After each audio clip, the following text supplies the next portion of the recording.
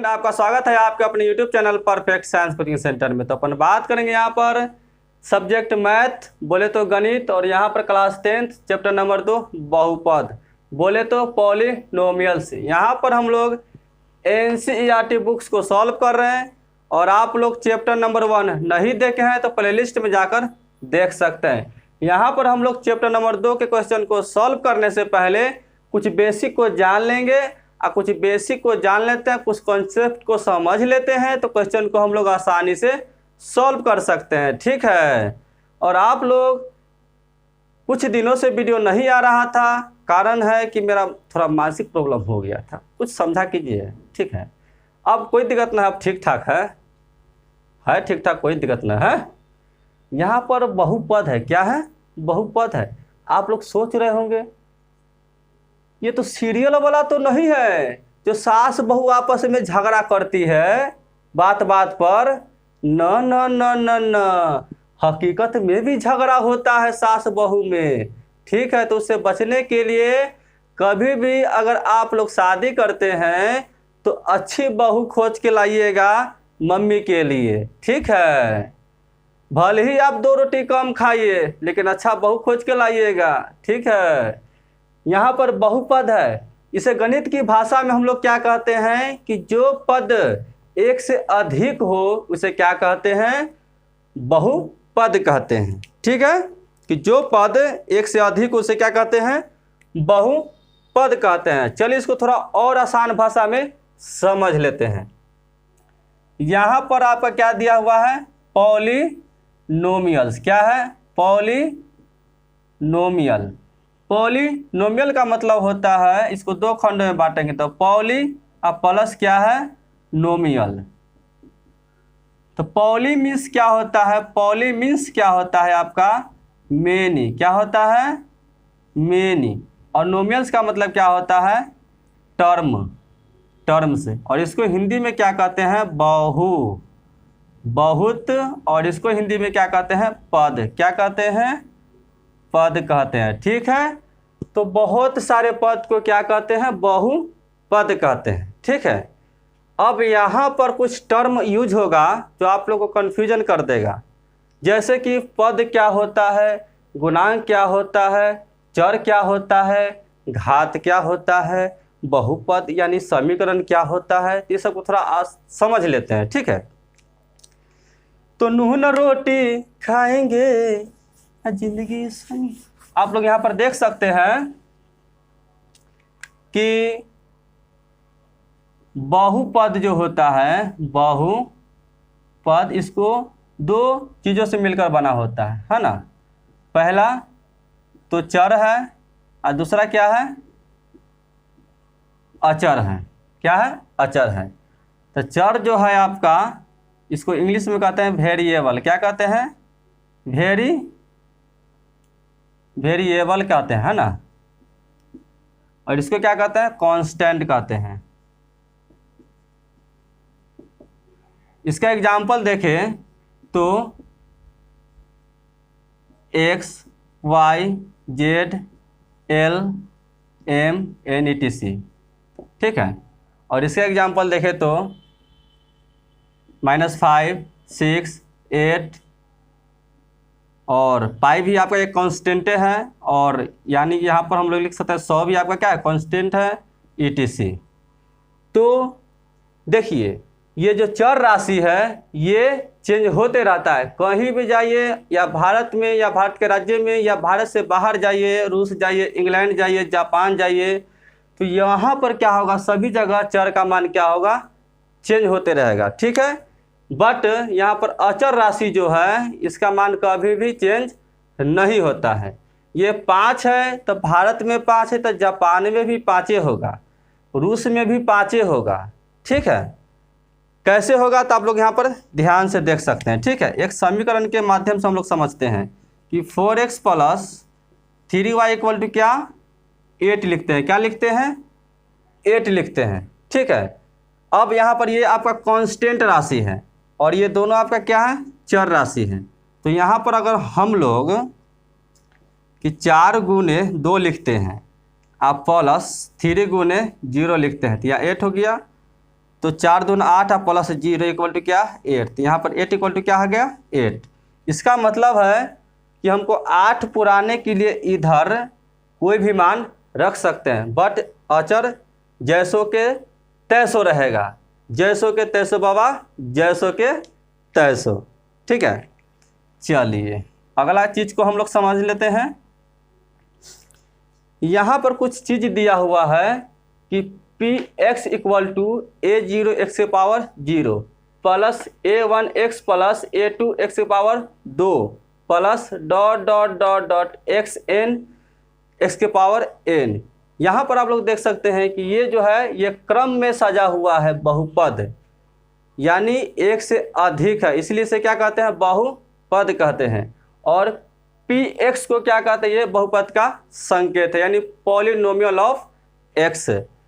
एक चीज यहाँ पर ध्यान देना है कि बहुपद होने के सिर्फ 3 नियम हैं। अगर 3 नियम को आप लोग समझ लेते हैं तो कहीं भी बहुपद दिया हुआ रहेगा तो आप लोग आसानी से उसको सही टिक लगा सकते हैं, ठीक है, या पहचान सकते हैं। सबसे पहले पदों की संख्या क्या होनी चाहिए, निश्चित होनी चाहिए। कि क्या होना चाहिए, निश्चित। दूसरा, गुणांक एक वास्तविक संख्या होना चाहिए। क्या, एक वास्तविक संख्या होना चाहिए। और तीसरा, चर की घात जो होना चाहिए हमेशा पूर्ण संख्या होना चाहिए। क्या होना चाहिए, पूर्ण संख्या होना चाहिए। चलिए, अब गुणांक आप लोग नहीं समझे होंगे। देखिए, अगर 4x लिखते हैं तो x के आगे जो यहाँ पर दिया हुआ है 4, यही आपका क्या है, गुणांक है 4। ठीक है, घात के आधार पर बहुपद 3 प्रकार के होते हैं। पहला तो आपका रैखिक बहुपद, दूसरा द्विघात बहुपद और तीसरा त्रिघात बहुपद। रैखिक बहुपद का व्यापक रूप या स्टैंडर्ड फॉर्म जो है ax प्लस बी, और द्विघात बहुपद का जो स्टैंडर्ड फॉर्म है ax square plus bx plus C, और त्रिघात बहुपद का जो स्टैंडर्ड फॉर्म है x cube plus bx square plus cx plus D. चलिए अपन अगला चीज को समझते हैं। यहाँ पर कुछ फार्मूला दिया हुआ है, इस फार्मूला को आप लोग याद कर लेते हैं ना तो क्वेश्चन आसानी से सॉल्व कर सकते हैं। ठीक है, यहाँ पर जो फार्मूला है कि द्विघात बहुपद के शून्यक अगर अल्फा प्लस बीटा हो या अल्फा कॉमा बीटा हो, यानी 2 शून्यक हो, तो हम लोग इस फार्मूला का यूज कर सकते हैं। इस फार्मूला का हम लोग सिद्ध भी कर सकते हैं, बट उतना डीप में नहीं जाना है, समय ज़्यादा लग जाएगा। ठीक है, alpha plus beta equal to minus B बटे A, alpha plus beta equal to minus B बटे ए, इसको आप लोग याद कर लीजिएगा। अल्फा प्लस बीटा को हिंदी में कहते हैं शून्यकों का योगफल। Alpha into beta equal to C बटे ये, यानी शून्यकों का गुणनफल। तो ये दोनों फार्मूला आप लोग याद कर लीजिएगा। और तीसरा जो फार्मूला ये वेरी वेरी इंपॉर्टेंट है, ये कह देगा कि द्विघात बहुपद ज्ञात कीजिए, तो आपको यही फार्मूला का यूज करना होगा। ठीक है, ये फार्मूला क्या है, x square minus alpha plus beta into x plus alpha into beta. तीसरा जो है आपका फार्मूला है त्रिघात बहुपद के शून्यक अगर अल्फा कमा बीटा एवं गामा हो, तो आप लोगों को कहेगा कि इस फार्मूला का यूज कीजिए। Alpha plus beta plus gamma equal to minus B बटे ये फार्मूला का आप लोग याद कर लीजिएगा। ठीक है, एक और फार्मूला है अल्फा इंटू बीटा और बीटा इंटू गामा और gamma into alpha equal to C बटे ये। इस फार्मूला का आप लोग याद कर लीजिएगा। ठीक है, अगर इसको आप लोग याद कर लेते हैं ना तो क्वेश्चन को आप लोग आसानी से सॉल्व कर सकते हैं। ठीक है, एक और फार्मूला है alpha into beta into gamma equal to minus D बटे ये फार्मूला का आप लोग याद कर लीजिएगा। ठीक है, इस फार्मूला का आप लोग याद कर लेते हैं ना तो क्वेश्चन को आसानी से सॉल्व कर सकते हैं। एक वेरी वेरी इंपॉर्टेंट फार्मूला है, कह देगा कि त्रिघात बहुपद ज्ञात कीजिए, तो आपको ये फार्मूला का यूज करना पड़ेगा। ठीक है, जैसे कि यहाँ पर देख सकते हैं P x equal to x cube minus alpha plus beta plus gamma into x square plus alpha into beta plus beta into gamma plus gamma into alpha into x minus alpha into beta into gamma. ये formula का आप लोग याद कर लीजिएगा। ठीक है, अगला जो आपका फार्मूला है शेषफल प्रमेय यानी रिमाइंडर थ्योरम। ये फार्मूला आपका जो है भाज्य बराबर भाजक गुने भागफल प्लस शेषफल। इसको संकेत में हम लोग लिखते हैं P x equal to G x into Q x plus R x. चलिए इस फॉर्मूला का आप लोग याद कर लेते हैं तो कुछ चीज़ों को और जान लेते हैं। ठीक है, कभी कभी कन्फ्यूजन हो जाता है, दे देता है कहीं कहीं कि बताइए कि शून्य बहुपद क्या होता है। क्या शून्य नहीं, सबसे पहले समझ लेते हैं अचर बहुपद। क्या अचर बहुपद, ये अचर बहुपद क्या होता है, इसके इंग्लिश में कहते हैं कांस्टेंट। क्या कांस्टेंट पॉलिनोमियल। तो आप लोग देख सकते हैं यहाँ पर एग्जाम्पल में कि -4 लिखे या 8 लिखे। ठीक है, तो ये जो आपका देख रहे हैं ये आपका क्या है, अचर बहुपद है। अगर कहीं पूछ दे कि शून्य बहुपद क्या होता है, शून्य बहुपद क्या होता है, यानी 0 पॉलिनोमियल्स। तो आप लोग देख सकते हैं एग्जाम्पल वही है, जैसे कि 4x के पावर 0। ठीक है, ये माइनस भी लिख सकते हैं।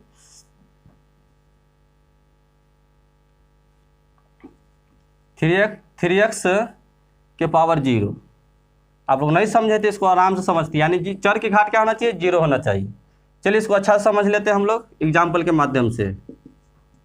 अगर यहाँ पर हम लोग 8x plus 2y equal to 20 लिखते हैं, क्या लिखते हैं, 20 लिखते हैं, तो हमको 20 लाने के लिए यहाँ पर तो मान रखना पड़ेगा।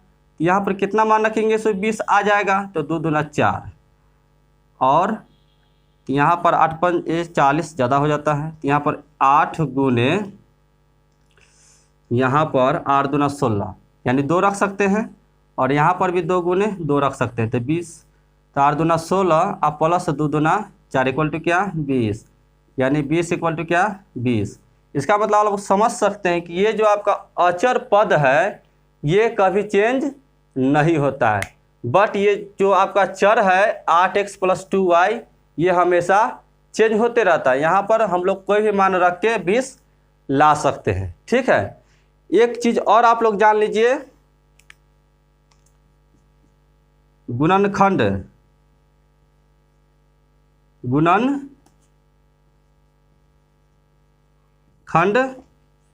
प्रमेय, इसको हम लोग कहते हैं